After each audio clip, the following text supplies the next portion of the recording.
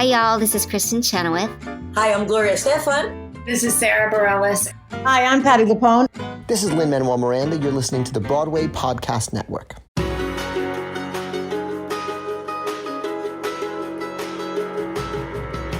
Welcome back to the Theater Podcast, intimate personal conversations with theater's biggest names. This is the continuation of the interview with Alex Brightman. Of course, this is part 2. So if you haven't heard part 1, pause and go back and listen to the previous episode because it'll put all of what you're about to hear into much better context. Please visit me online at ttp.fm, ttp.fm/Patreon to show your support. And now here is part 2.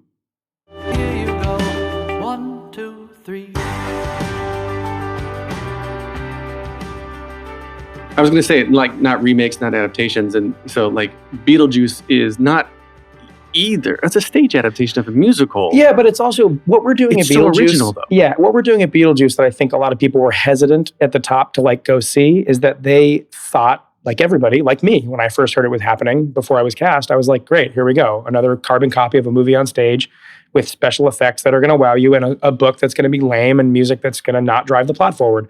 Like a lot of adaptations that are happening or have happened or closed, or whatever. Just closed, yeah. Yeah, but like, I mean, but it's gone on for years at this point, and it's to almost nobody's fault except everybody's fault that was involved, and nobody went, hey, what if we did something more fun? What the guys at Beetlejuice decided to do is to tell a story and to rewrite it and to adapt it.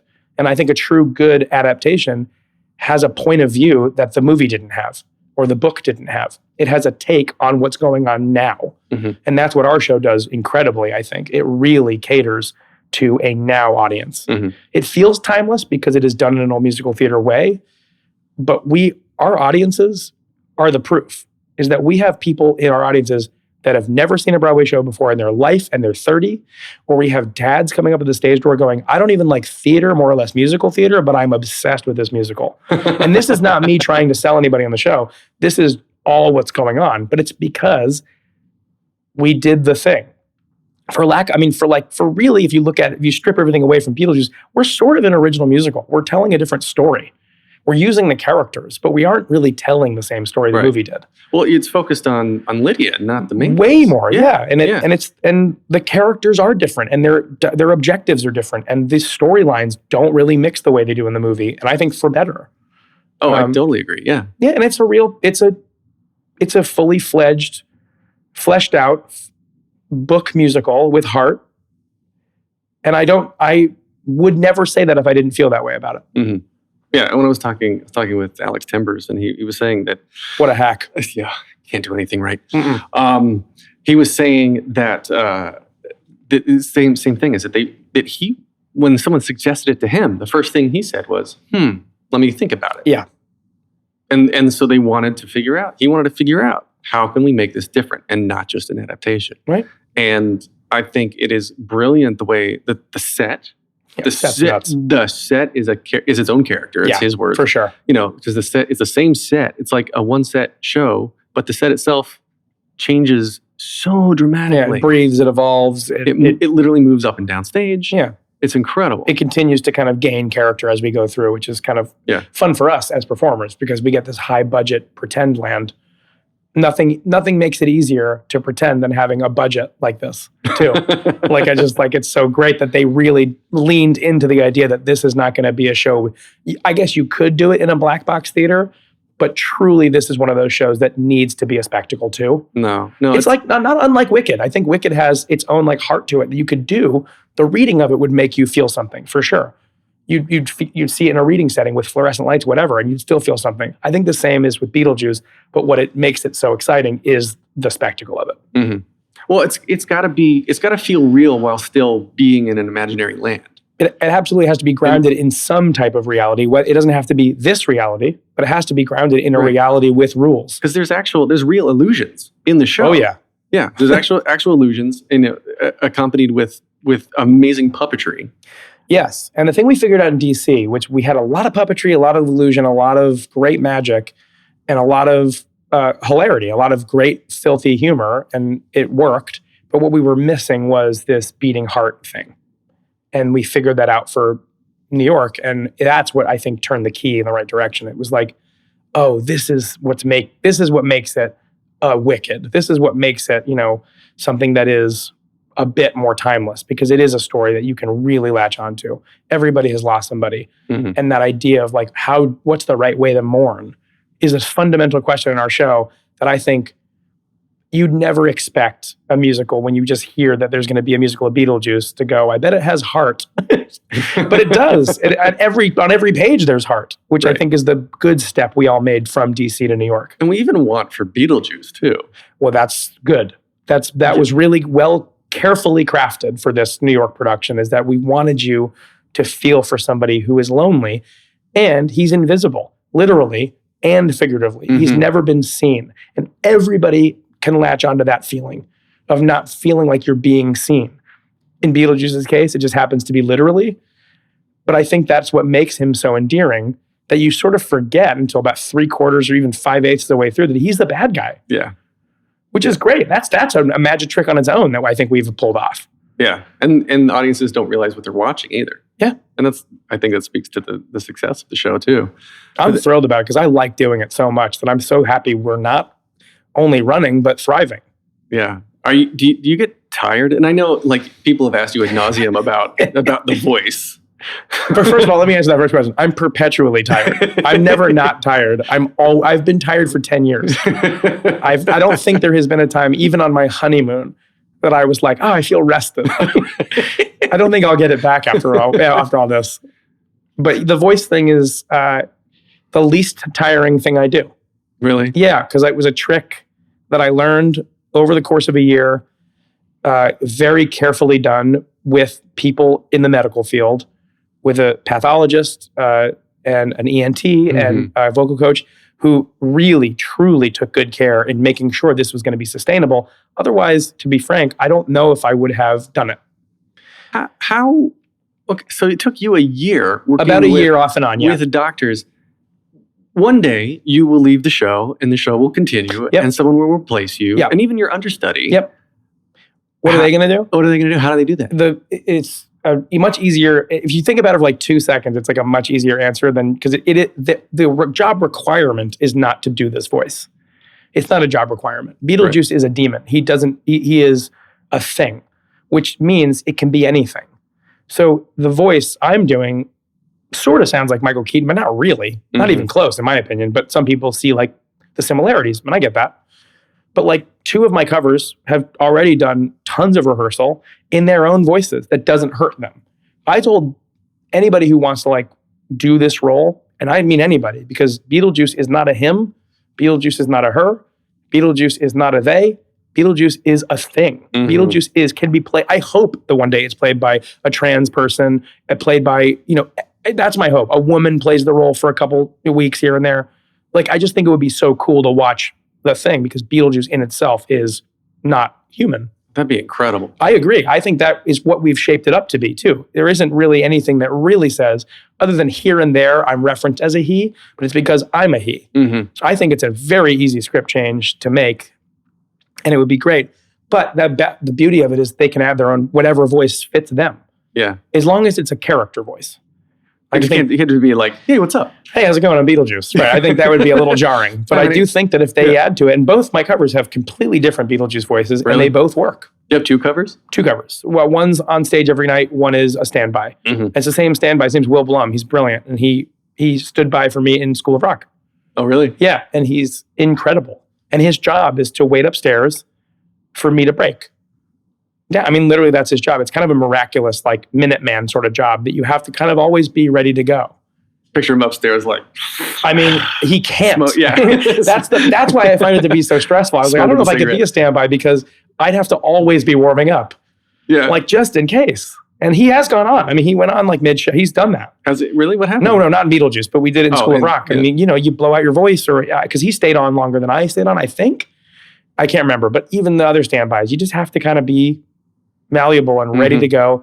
And I think those guys, the standbys and swings, agreed, unsung heroes of a show, because they never know not only when they're going on, but what they're going on for. Until a minute, they're like handed a costume. Or if they're going to start the show at the same role that they ended in. I mean, that's the other, like, it takes me that long to do the show. If I have to like step into an emotion, I would completely shatter. I wouldn't know how to do that because I'm not a sociopath. I don't know how to just throw on an emotion. That doesn't just happen. Right. So well, I guess on that note, does the emotion that you have on stage, is that like if you're in a show where you were playing like a horribly depressed character, would that carry on through like off the stage for the whole time you were in the contract? It hasn't for me. I can separate. I don't really do the like Daniel Day-Lewis-y, like I'm in character off in the wings. But I think it's only for this one, especially, it's because I've spent so much time in the character that turning it on and off is super easy for me. Like I feel like, the best way to know that you've done right in a character is that if you woken up out of a nap, you could do it. Right. You don't have to be like, where am I? You can just go into the character and it's a skin that you're wearing. I haven't found in any of the characters that I've done that it's really like affected my life. Beetlejuice is a perfect role at a perfect time for me because I'm starting to think about things like, I've had people die in my life recently, and there's not a lot of topics that I find to be taboo. So I think it's a great character to play because he doesn't have really many boundaries. So it's fun to explore that side of my brain, and like the filthy things that I say to my friends, those are the things I'm saying out loud. And you can only imagine the things I'm keeping in. So that's fun to like toy with your own brain. Yeah. But no, I think outside of it, I don't like come home and like roast my wife, like, or like make fun of my dog, or like treat the Starbucks barista like shit because Beetlejuice is in me somewhere. He's definitely like he's like a tape that I can play whenever I want. Like I'm a Teddy Ruxpin. There you go. There's your next marketing viral thing. Beetlejuice go to Starbucks. Beetlejuice roasts everybody. Yeah, just walk. I do like roasting people like friendly, but I think you have to love the people you roast. Beetlejuice on the subway. That's Beetlejuice ordering coffee. See, but that means I have to be in more makeup, and I think just the amount of makeup I'm in now is just enough. Well, you're all scruffy. Are you supposed to keep the scruff out, or you just not shave, or sometimes you're clean shaven, or what? I'll be in the. They're gonna shave my face. They'll what do you call it? They'll buzz my face to a certain length tonight, once a week, just to keep it level. But yeah, I keep the scruff for the show. Gets painted on, powdered on, and all that. And I get my nails painted twice a week. Other than that, it's a lot of maintenance because the makeup takes about 30 minutes, and then wigs, and then it's a whole thing. But I've gotten very used to it, and I really like it because the benefit is that once it's done, there I am. And there's nothing easier than looking in the mirror and going, oh, okay, that's who that is. You feel it. Big time. It's the ultimate like Halloween syndrome. You're like, I am Superman when I have this cape on. I definitely feel like a different thing when I have the suit on and I look in the mirror and I don't look like myself. And I get to complete the look by pulling faces on stage every night. And I don't feel any shame doing it. Like you're like this, you don't comment on the idea. You just live it for 2.5 hours and later you deal with it. Yeah. I imagine you have some people come dressed as Beetlejuice, though, don't you? A lot. There's a lot of cosplay. A lot of cosplay. A word I learned from this show. Oh, really? Yep. I'd heard the word. I didn't know what it meant. Tons of people dressing up. Tons of people wearing makeup. There's so much of a following for Beetlejuice in general that what we're thrilled about is that the purists have come see the show because they were like coming to hate it, I think. Or they were just careful or they were anxious and they love it. And not everybody loves every show. I'm sure there are people that are disagreeing with me as I'm saying this.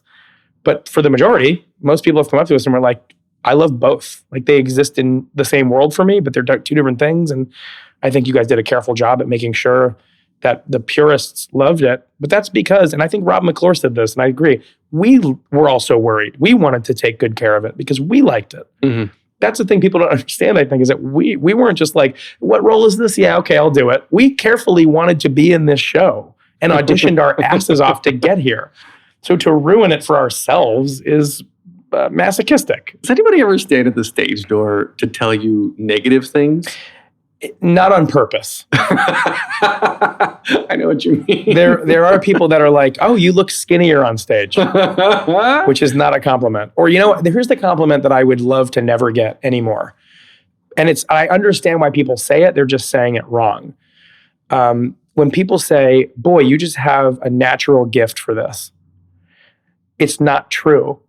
So much work has gone into this, and everybody has done so much work to do the thing that we're doing that it may look natural and it may look effortless. But for someone to say, boy, God gave you a gift. I said, if musical theater came naturally to somebody, that person is a crazy person. To go up on stage in a costume and pretend to be somebody for 2.5 hours is not natural by definition.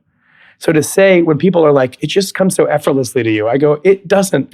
That discounts the years and hours of like arduous hard work that we put in on and off stage and at home in my bathroom, making faces in the mirror for this, that I know what you mean, but stop saying it. Just say you make it look effortless. Or just, you know what, say good job. Yeah. I take that as a compliment. You don't have to be clever with your compliments. Nobody hates to be liked. If you're doing the thing, if you're liking somebody, you've done it. But there are like, every once in a while, there's like a fan that will be like, I saw you messed up a line tonight. Which is like kind of, it doesn't insult me ever. It's just kind of like oddly kind of cool. I was like, wow, you really pay attention. You've been here a lot. If they've got the script memorized. And part of me just wants to be like, save your money, because like, I want you to make sure that you also live your life. Thank you for coming to see my show 19 times. But the sort of Jewish mother in me also was like, make sure you have enough money to eat as well. But again, thanks for coming. That's fun. And the generational gap I find very interesting. Like you're saying, the purists are probably of a certain age. Yeah. And then all the people who have just now seen the show for the first time have never seen a Broadway musical, or they're finding it on social media, or they like the soundtrack, whatever the case is. Or this is their very first version of Beetlejuice, and the movie comes second for them, which is also kind of fun. Right, which is weird to me. Like I grew up, I was the age of the movie. Yeah, I mean, I think I was in 88. Yeah? Yeah, I think it was. I think it was 88. I was born in 87, so I watched it as a kid, but not when it came out. Right. But yeah, it is weird to be like people's first Beetlejuice, because it's like it's been around for so long. But it's fascinating. That's why I think we're a good adaptation. I just think it's like people don't need to. Someone's like, I don't even want to watch the movie now. I'm like, all right, well, that's your own decision. But like, it's cool that like this satiated you enough as a property that you feel like this is the one you want to hold on to. That means a lot to me. Well, you're standing on your own. Yep, that feels nice. It's the same concept, different story. Yep. Yeah. But it feels nice either way. Right. So shifting gears, TV and film. Yes. You do some of that. Are you doing any at all now? Like, do you take time away from the show to go audition or film things? Now that we've been running for like, I think almost 6 months, around that sounds about right. Mm-hmm. We have something called outs, which is like you get in your contract, which is you can, if you book a movie or a TV show or a guest star on Law & Order SVU, you have outs for a certain amount of days that have to be cleared by the producers, but you can do it. Mm-hmm. And that's nice because we have a lot of our days free, so why not continue trying to work? So I've done a little bit of that. I mean, documentary now came in a nice gap, so got to do that, which was, again, like fantasy camp for comedy actors like myself. Right. But mainly what I do in my off time is I write, and that's become sort of a second part of my career, is that I write plays, books for musicals. And I got really fortunate, and I sold a show to NBC 2 years ago, and developed it over the year, and then never went to pilot. But it was such a fascinating world that I've now sort of joined that world in a very, very low amateurish way currently. But the benefit is I got to meet all these great people that are involved in that world, and now every fall, right this moment, going out to pitch shows to hopefully get a pilot on the air, and that's been a blast. And my wife and I will write together every once in a while, which is super fun. And my writing partner, Drew Gasparini, and I write musicals together, one of which just did its first workshop with Second Stage and Universal Theatrical, which was an adaptation of a novel and a movie called It's Kind of a Funny Story, which is the other Ned Vizzini property. So like the Be More Chill guy wrote this really, really, really heartfelt, funny, bracing account and semi-autobiographical. He sort of fictionalized the account that he really lived through of him checking himself into a mental institution for 5 days because he was thinking about killing himself. The great thing about this musical is that it's really pertinent. It's like there are a lot of kids that need to hear the message of this musical that we wrote, which is it's all right to be not all right, that you don't have to use that as a criteria to leave.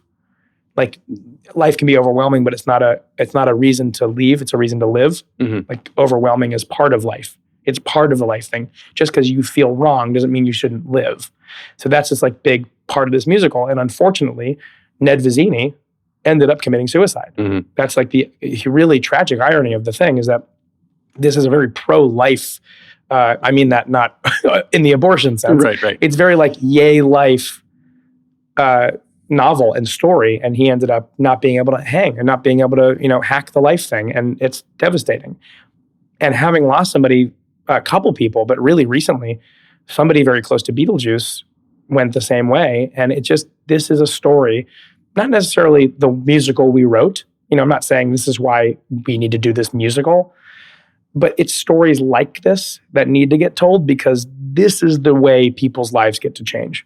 If someone sees or hears this musical, they get to go, you know what, maybe life is not as bad as I think it is. And if it is as bad as I think it is, there are ways to get help.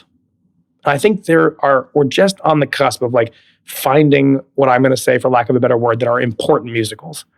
And I don't say like it's important because it means something. It's important because it's something that not a lot of people talk about.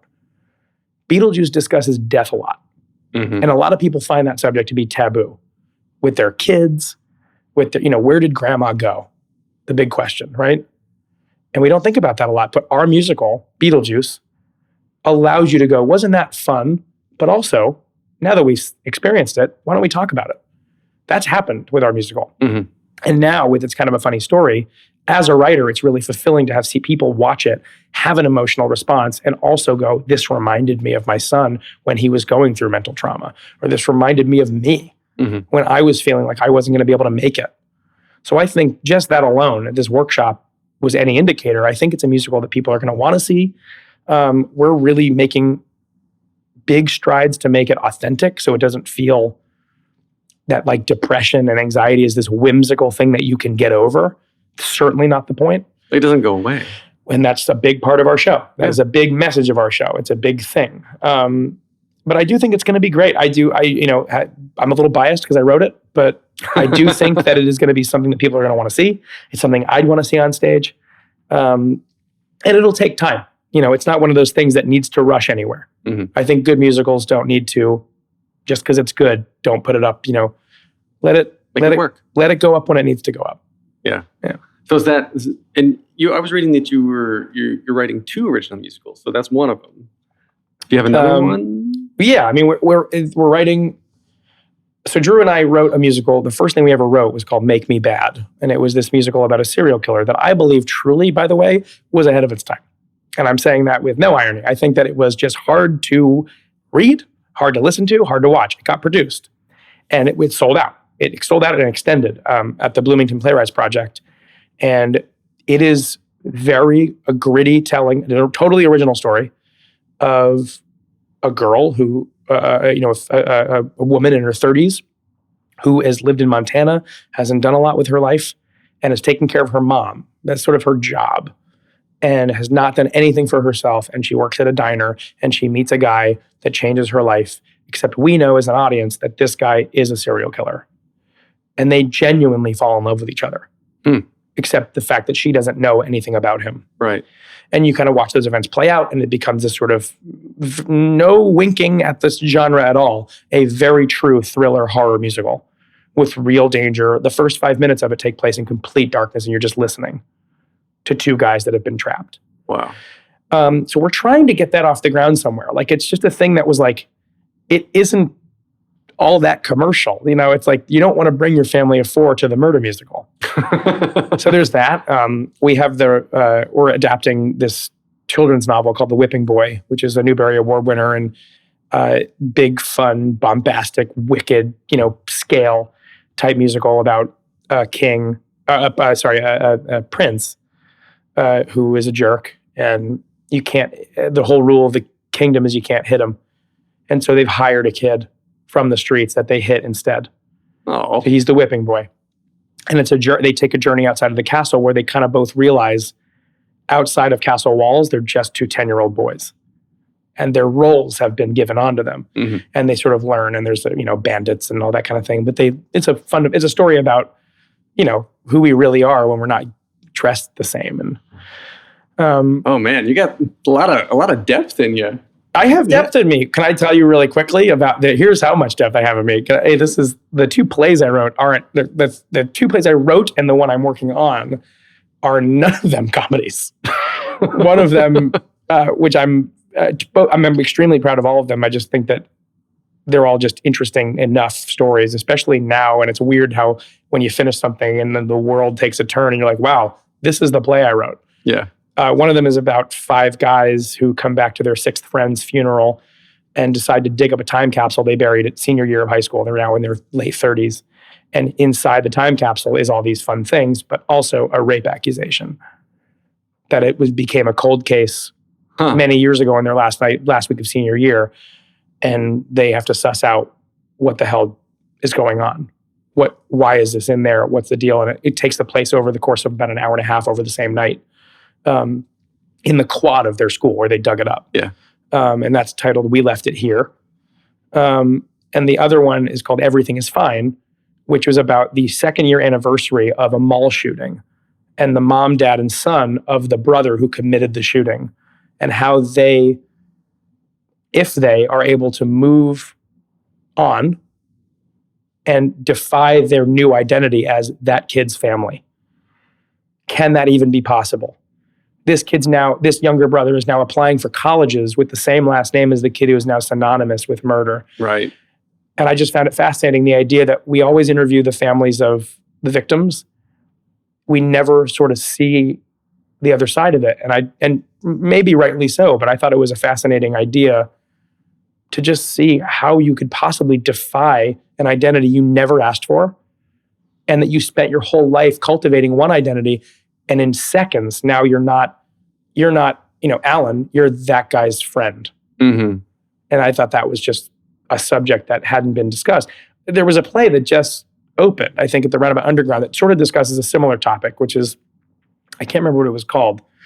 It was called a Clean Place, I think it was called, something like that. But I'm glad these things are happening. And then the third one, again, not a comedy, and also not a musical. It's called Slow Children, and it's about a middle school. It's essentially like a morality, like 12 Angry Men type play, where it's a board of a middle school meeting because a month ago, a kid with Down syndrome walked outside of the school grounds and was involved in a hit and run where he died, and the car sped away, but there was no stop sign or speed bump. So the idea is, do we spend school money on a commemorative, on a memorial speed bump and stop sign to prevent further accidents? Seems simple until you find out everybody's thoughts on the event and who's to blame and what's the thing, and it becomes very like God of Carnage, a very simple event, except it's so not simple when you think about it. And dude, you have so impressed me. Oh, right thanks. now. That's all I wanted to do, is impress you. But I just like, I think when I mention these things, it's not to gloat, it's to like, I really like, and my wife and I are very similar in this respect. We like to encourage people to continue doing things. Like when you're bored, write. When you're bored, read. When you're bored, don't just sit on your couch going, I'm bored. Especially now. And like we help a lot of writers, like young writers that want to write. We're the two people that go, do it. There's so much ability to be distracted that I think it's hard for people to focus now. It is. I get that. And that's why people like my wife and I think exist in some people's lives, which is like to go to say, hey, how's that thing you're working on? If only to make them feel embarrassed that they hadn't. Right. Because then they'll work on it. Nothing like shaming your friends. Dude, yeah. I'm so good at accountability with my friends. When I always say, don't tell me you're writing something unless you are. Because if you're not, I will check in on you with it. Oh, dude, I'm like, if I say I'm going to do something, I'm going to do it.